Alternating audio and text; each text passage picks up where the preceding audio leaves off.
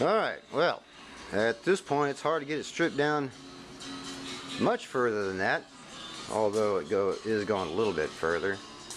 Taking that, well, of course I'm taking the wiper motor out and the wiper arm assembly down so I can get that all cleaned up. I think I'm going to leave the master and the vacuum on, just kind of buff that up and probably put a little anodized color paint on that booster and carry on.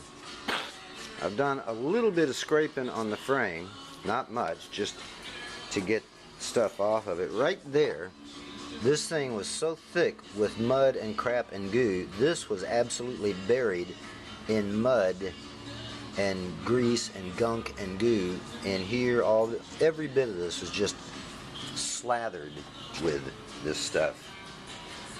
So now it becomes, and there's the transmixer and a few parts. Got all the control arms and discs and all that sort of stuff. One nice thing about working on a wagon is you can put parts inside it, lock it up for the night, and carry on. It's not like an El Camino where you got to find a place inside for everything. And oh, there's the motor. That thing is filthy. That's gonna take a couple days on its own just to clean that thing up. But there's some exhaust manifolds that Neil gave me that are the down sweep instead of the up sweep. I like those a whole lot better. So now it's just a matter of getting greasy and grimy and climbing in and out and under and all through this front end part. Get the ball joints, bushings and so forth in. I got the 2-inch drop spindles. Gonna keep the regular springs up front. Gonna have some drop springs in the back. But there she is right now. And the El Camino in the background getting ready to go to a show. Alright, that's it so far. Alright, this is a quick little FYI video for anybody who's considering the Jegs 2-inch spindle drop for a GM G-body. I ordered these and just got them in yesterday. This is what they look like all set up, and I just wanted to get it in and set up to see how it is gonna fit. These are not the wheels I'm going to be using, but they are on these wheels, which are 15-inch, and they have a 3 3/4 backspace. I know that's kind of unusual, 3 3/4, but I've measured it twice and that's what they are. But as you can see, everything drops in really well on a 15-inch wheel. So I'm going to be using a 17-inch wheel. But the most important thing is a 17-inch wheel has a 4.5-inch back set, which will work with this thing. I've got 3/4 of an inch right there on a 15-inch wheel. This will be 1 inch out on a 17-inch wheel, which will put this just inside the actual rim. And even if I squeeze it a little tight, I still got room. So everything is going to work out just dandy on this thing. Got the disc in it, caliper in it, dust shield on it.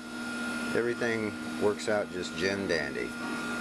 So I pronounce this a good thing even if you're doing 15-inch wheels. Alright, well, it's 8 o'clock in the morning.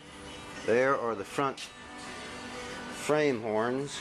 They've been scraped down, sanded off, and etched for POR 15, which is what we're going to start here in the next few minutes. I just wanted to get these. There's some numbers here on this frame. I don't know if there's any significance, but just want to note them. 3H068. 69 is right there. The number right in there, and the cross member is 3074. This frame number here, 3H066. There's a number on both the towers here, 3073. Again, I don't know if there's any significance, but just making note of them. But now comes a day of POR 15. Alright, well, there we are after one coat. And as you can see, I used the glossy, but once this all gets the second coat on it and cures up, I'll tone that down. But I'll tell you, I really like this product. You know, not only because it's anti-rust, but a lot of you know that I do a lot of furniture finishing, and I've finished things and everything from shellac to lacquer to enamel. But this stuff's leveling capability is just insane. That right there is about 40 minutes of the first coat, all of it done with a brush, and now it looks just spray gun clean. There's not a brush stroke in it. I really, really like that. Anyway, right now I think it's time for a cup of coffee. Alright, just want to get this video in before I get this motor torn down too far.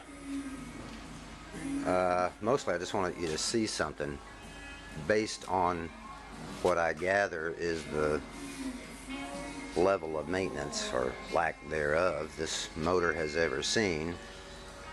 I am pretty sure that spark plugs in this thing have been here a long, long time, but look at that. Is that pretty or what? You couldn't ask for a better color than that. No telling how long they've been there, but that is just what you're looking for. But you can see, and I figured out that the oil leak this thing has been having is right up in there, and right there at that sender, which is just, well, that and a lot of other things have just crudted this motor up. But I've done a compression check on it, everything is fine, and looking down the spark plug holes, the tops of the cylinders really look good too, but at the same time, last couple 3,000 miles, when after I bought it, before I started tearing into it, I was putting a lot of sea foam and that kind of thing in it, so it should actually look pretty good. But there we go, and that's where we are. Step 96, I think.